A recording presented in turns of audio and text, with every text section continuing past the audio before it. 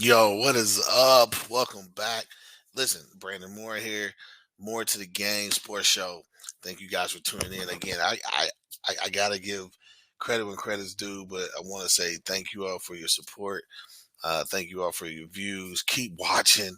Please keep watching. Keep sharing. Keep talking about it. All the good stuff. But welcome. Hey, give shout out to Jim Mint 10 Sports for hooking your boy up with his own show. I can't thank them enough. Man, lots to talk about. Lots to talk about. So look, pay attention, pay attention. But most importantly, listen, I got this link tree that's down there. He's down there, one of them. Got this link tree down there. All my email, Twitter, all that good stuff. It's down there, man. Click on it. Message me. Hit your boy up. Hit your boy up. Come talk to me. Talk to me. Give me some feedback. Tell me who to watch out for. Whatever the case may be. Hit your boy up on that link tree. But most importantly, hit that subscribe button as well. Subscribe to Jim Mint 10 Sports so you can always know when more to the game is coming on. Okay, when more to the game is coming on. Please hit that up. Hey, but anyway, man, did y'all check the NBA All Star game out? First of all, I was gonna literally go into depth and talk about this. No, man, it was terrible. Listen, I get it, man. It's weird, man, because when I was growing up, now I'm an '80s baby, right? I'm an '80s baby. So when I was growing up in the '90s, and the All Star games was in the '90s, man, it was about a few things. It was about a few things. It was about who's gonna get MVP, the brand new shoes that were coming out, right? By all those stars that had their own shoes. Literally, it was the dunk contest, the 3-point contest. I mean, and the All Star game was literally it was a game. You know what I'm saying? It was a game, but it was like, yeah, it was fun, all that type of stuff. But man, it was a game. I mean, these dudes were out there. They were playing, right? They were playing now. It ain't like today's All Star games where they play that Olay defense and go on by and score and dunk and all that type of stuff. Don't get me wrong. We want to see that stuff. We want to see scoring, but I want to see a little competition though. I mean, you're paying big money if you go and you're paying big money to go and see your stars, man. And then these dudes is like out there playing by themselves, right? So it's like, but me, I thought it was terrible. It was absolutely terrible. There's no pride. There's no gumption. There's nothing to the All Star game now. It's just like, man, you just show up. You show up, and all right, I'm gonna decide to play. And then it's like all these formats that they're coming up with. Man, listen, I miss when the All Star game, the West had their jerseys, the East had their jerseys, and even the time period where in the you wore your individual jerseys or whatever. That was pretty cool. But it was always cool when you got to see the shoes, right? When you got to see the brand new shoes by each player that were coming out. They always debuted them on All Star, right? And then it's like you got to see the cool storylines of first time All Star or whatever the case may be, who's gonna get MVP or whatever the case may be. But man, it ain't even like that now. It's like who pays attention to that stuff? Who cares?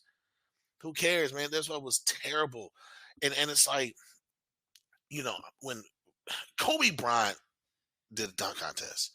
Vince Carter did a dunk contest. Tracy McGrady dunk contest. By far, I would probably say arguably the best dunk contest was probably in year 2000 when Kenny Smith emphatically was like, "Let's go home, let's go home," and Vince Carter just tore it up. Right? That was when the All Star game was in the '90s, early 2000s was in. This new age generation it's terrible. It's terrible. I mean, just so disappointed in that. Just so disappointed. However, hopefully they make some changes to make it a little bit more competitive, or something. Put something in it, man. I mean, listen, I would rather see the G League, the G League All Stars, and have them compete against these All Stars. I mean, like really compete, man. I mean, you know how to play without overdoing it. You know how to play and like, "All right, I'm not gonna foul this guy," whatever the case may be. But man, it was just, I go back to the '90s, I go early 2000s, man, where the All Star game it meant something. It meant something. I mean, now it's just and then this whole mess. Now, look, I know a lot of people like LeBron, but man, he could have gave his spot up for somebody else. Like I mean, think about that, man. I mean, I get it. You work hard to be an all-star. You want that clout, you want that attention, you want everything that comes with it. But man, right before a tip to say you're not gonna play, you knew you weren't gonna play. That's just my thoughts on it. Listen, tell me what you think about the All Star stuff. I don't know. I went on my little tangent about the All Star, how terrible it was this year. But now, mind you, I worked it last year. And I worked it last year. Mainly, I worked it for all the concerts. All the concerts, had a great time. I mean, had an awesome time. Got to see some of the festivities, but I don't know. Tell me what you think. Tell me what you think. But listen, so if you pay attention, previous shows we talked about Region Six. Started kind of not hyping on Region 6, we're really talking about Region 6, right? And I got to see PRP versus Butler play. Whew, wow. Yeah, it was that type of game. Wow. Listen, the Kentucky rankings or the pairings for state, the Sweet 16 already come out. If you pay attention to my Twitter, you see Region 6 and Region 7 play. And let me tell you something. Is I don't foresee this as being an easy victory for Region 7. Both teams, PRP and Butler, Region 6 is going through them. Hands down, I don't care who you are. Region 6 is going through PRP or Butler. The region championship could be those two. And I'm gonna tell you something, man. What a game it was. I mean, both teams play defense. I mean, they play hardcore defense. Uh, and Butler really doesn't have the size that PRP had. But I'm gonna tell you, when PRP was going inside, they were unstoppable. Unstoppable. Butler had no answer. However, Butler pressured the ball so well that it was hard for them guys to make them good passes in there. And they were quick, man. I mean, they were coming from the backside help. I mean, it was impressive to see. Both teams were well prepared. Both teams are very, very good. And I mean, I'm looking forward to seeing how they finish up this month of February going into going into your district play, your region play, all that type stuff. I mean, whew, any given day, literally is what it's come down to, man. But and shout out to Coach Walter Hickman. He's one of their assistant coaches, and we actually got a date set for Saturdays. He's going to be a guest on the show. But shout out because I kind of sent him some questions a while ago, and man, his assessment was right, man. They got a kid number 24, little shooter. Man, every time he touched the ball and shot it, it looked like it was good. Every single every single shot, every single shot. I mean, they got some athletes too. They got some athletes played above the rim. But I'm gonna tell you, man, the highlight, and you'll see it on some highlights, man. End of the first half, PRP caught a body. I mean, he posterized big guy from PRP, posterized this guy at the buzzer. I mean, that's just the excitement that was there at that PRP Butler game, man. And I'm sitting up there, and I got my little girls with me. We sitting up there, man. We having a good old time, and I'm just sitting up there like, oh my gosh. I mean, this is reminded me of it had that Region 7, I mean, it was just, and I say Region 7 because when I played in Region 7. And I mean, every game in Region 7 was I mean, it was a dogfight. And I mean, that's what this reminded me of. And I mean, I'm gonna tell you, PRP and Butler are scary. They would be my dark horse. They would be my dark horse to shake up the Sweet 16. I'm gonna say that they'd be my dark horse shake ups, just to shake it up, just to shake it up. I mean, they have guard play. They're athletic. Play defense. They're scrappy, and this is both teams. PRP has size. PRP has size. However, they don't really do enough with the size, in my opinion. I think they could have went inside a little bit more, but I mean, and PRP has a really good guard. Nico is really good guard. He was kind of off that night when I went to go see him, but I mean, PRP. But I mean, like I said, I was highly impressed. Shout out to PRP. Shout out to Butler. Listen, thank you, thank you, thank you. It was a great game, great game. And I mean, that leads me into this. So check this out. Check this out.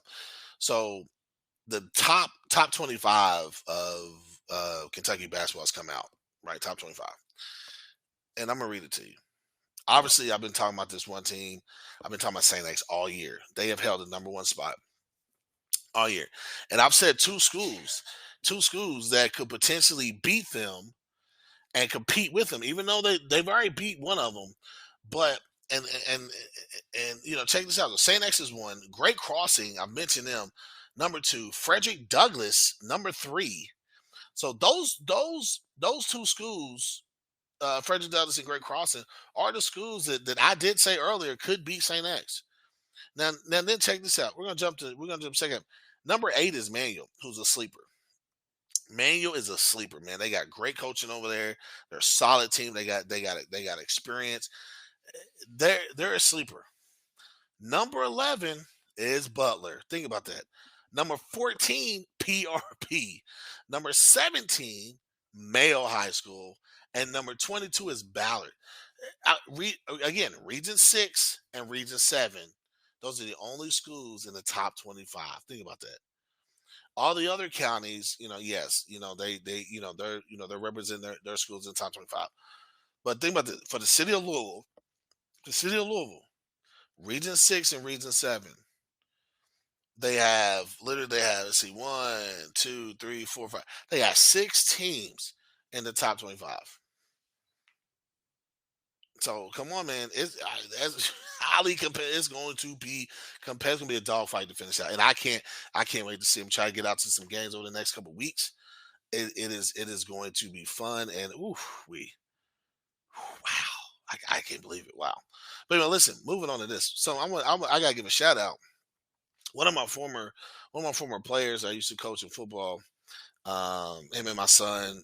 Actually, it's funny. Found out him and my son went to the same kindergarten prior to us moving around a lot. Ethan Roseman. South Bend St. Joseph. 1,000 points. Congratulations. Shout out. Round of applause for Ethan Roseman. Hey, this kid, let me tell you something. This kid probably special kid, man. If you don't know him, you got to get to him, man. His story, his pop story, his pop's a good friend of mine. Shout out Kenny Roseman. We coached together, and tragedy and sadness can help form new relationships that you never knew were there, never knew existed, and that's what happened. But the Roseman family, AJ Roseman, who's up at, I believe is at Holy Cross up there at South Bend, up there, man, doing your thing. Ethan Roseman, man, continue to shine, brother. Continue to shine, man. We were watching from afar. Congratulations on 1,000 points. I know there's other people that scored 1,000 points that I've seen. Um, um, um, Jeremiah from Saint X. Jeremiah from Saint X. Hey, great job on your 1,000 point score, man. Listen, I know a lot of people. I'm not gonna say a lot, but a lot of people get it. A lot of people don't get it. But that is a that is a feat that most people don't see, but a lot of people see. And congratulations to them, man. For real, congratulations to them, man. I am extremely excited for that. Jeremiah Jackson and Ethan Roseman on your 1,000 points. Jeremiah Jackson from Saint X, Ethan Roseman, South Bend, St. Joseph. Man, great job on that. Continue to keep it up. Now I got a question. Just let's ponder on this for a second here. When you're talking to your child, if your child's playing a sport, right? I'm not gonna say basketball, let's say just a sport, and you're talking about getting better and all that type of stuff. You're talking about getting recruited and all that stuff. Is Division 1 the go? Think about that now. Is Division 1 the go? Does it even matter now? Does it even matter? And here's the basis for that. This is the basis for that. A good friend of mine, fellow coach, AAU coach of mine, used to be before he jumped ship on me. Uh, man, Ladarius Mathis, man, shout out to my guy Ladarius, man. Um, so he kind of poses this question. We got a group chat, and he kind of poses this question. I was like, man, I was thinking about the same thing. Like, I'm going to talk about that today. And I started thinking about it, and you kind of have to think about it. It's like, doesn't even matter anymore, right? Playing time is not guaranteed when you're a freshman, when you're going into any school, let alone right any school, any division, but let alone Division 1, let alone Division 1. So it used to be a huge deal, and I'm not saying that it's not, but it used to be a this is it and that's it, right? It used to be. Things change, things change because I think now the availability, and I'm gonna post this stuff on Twitter, right? I'm gonna post. I got some things I'm gonna post on Twitter, right? It talks about Division 1 versus NAIA and NAIA versus JUCO, Division 1 versus JUCO, whatever the case may be, right? And when you read them, and so check out my Twitter on this. When you read them, it talks about the differences on them, and if that stands out to you, let me know. Like, does it even matter anymore, right? Because nowadays it's like players that are going Division 2, even JUCO. As my good friend Ladarius said, man, they're transferring up and they're playing extremely well, and they're going into a Division 1 system and they are playing immediately. So versus some kids, if you're not a top Cooper flag or whatever, if you're not a top, sometimes you don't see that playing time. So now you're in a situation where, yeah, I was recruited to Division 1. I get there. I'm not really playing a lot. They're, looking at me towards my sophomore, junior year. But man, there's this kid that's playing Division 2. He's already played an entire year and he went down there and he started. And now he's transferring to my school. Now that's going to push me back further. So again, I ask you, is Division 1 the end all be all? It doesn't even matter. Let me know your thoughts on that. But hey, good question on that one, man. Good question. It's like, doesn't even matter. Like, I couldn't tell you. I don't know. I mean, for me, it's like when I talk, my oldest daughter, she's playing lacrosse, and we talk about getting recruited, and she wants to. She tells me she wants to go to an HBCU, which means that 9 times out of 10, if you're playing lacrosse and field hockey, you're probably gonna have to give that up and not play it because most HBCUs, if not all HBCUs, do not have those type of sports, right? However, we talk about, hey, but also you get recruited to Division 1. I've said it, Division 1, Division 2. Yes, possibly PWI will have those sports. So now you're going and you're playing for free, you're getting a free education, all that type of stuff, right? So your PWI HBCU, that's a whole different, whole other conversation that we will be talking about. But now you're talking like, but now it's like ultimately I'm like, hey, just get better. Just get better every single day. If you're good, they're gonna find you and they're gonna recruit you. Right? I tell my son that you have to do the things necessary on a consistent basis to be seen, right? It shouldn't be a big deal that you're going to the gym. You should be going to the gym anyway, right? Again, I'm old school. I grew up old school, right? You want to get better, you better take your ass to the gym. If not, you're just gonna stay stagnant, and everybody else behind you is gonna catch up. But anyway, that's not here nor there. But again, when we talk about recruitment, you kind of know as soon as you get to high school, man, this dude ain't Division 1 because you see what we anticipate or what we think assume the level of talent is going Division 1, right? Because I remember, and maybe it's a culture thing, maybe it's a culture thing. I don't know, but Division 1 to me at my level, or when I was playing, it wasn't always on the schedule. It wasn't always on the forefront. For me, the forefront was, hey, just get healthy. Just get healthy, play well, play hard. Somebody's going to see you. You get opportunity to play. You make the boat. You make the most of it. Others, it's like, hey, Division 1 is Division 1 or bust, right? But then they get there, then they're still in that situation. It's like, yeah, you got to the Division 1, but now you're not playing. So, and what reasons are you not playing? So now, do you consider, okay, I got to go Division 2 now, and then try to go back, or should I win Division 2, or whatever, and then moved up? I don't know, man. It's interesting. It can go either way. It can go either way. But Ladarius, great question, man. Great question, right? And D1 coaches. Ladarius wanted me to let everybody know he can't stand the arrogance of Division 1 coaches. So it's arrogance and slash confidence, right? It's like that thin line. It's like that thin line, man. Like, here's the funny thing. I remember this season, um, UConn's coach, Hurley. They had him mic'd up talking to a ref. Was like, "Do you know who I am? I'm the best effing coach in college." And I'm like, "Yeah, but you're losing." That's where the arrogance gets you in trouble, right? But I'm not. Hey, I love UConn.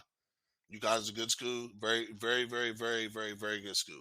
Obviously, I'm L1C4, baby, all the way. Louisville, all the way. Shout out to Louisville, top 25, by the way. But yeah, so I don't know. I don't know. And right now, the theory is American basketball is at its worst, right? And I mean, if you look at it, you take a kid from that's been playing overseas, that's just playing in Europe or other countries, and he comes over, he's probably a little bit more advanced.